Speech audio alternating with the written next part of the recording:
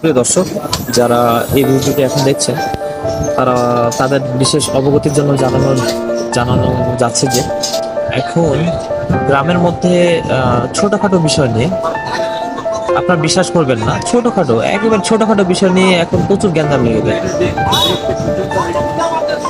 এমন কোনো দিন নেই যেখানে গ্রামের মানুষ ছোটখাটো লেনদেনের কারণে নিজেদের মধ্যে ঝগড়া বিবাদে জড়িয়ে যাচ্ছে।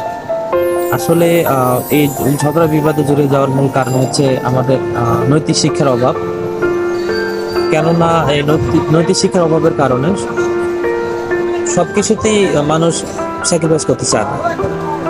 বাংলাদেশের যে অবস্থা এখন, তাতে আসলে এক চরম দুর্ভিক্ষ সময় চলছে মানুষের।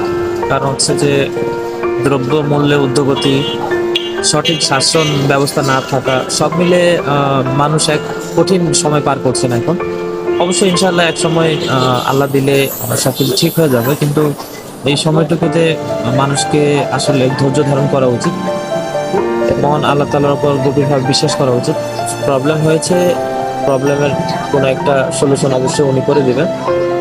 তাই আসুন সবাই নিজ নিজ জায়গা থেকে আমরা সবাইকে কোঅপারেট করার ট্রাই করি এবং সবাইকে ভালোবাসা হাত ছড়িয়ে দিই।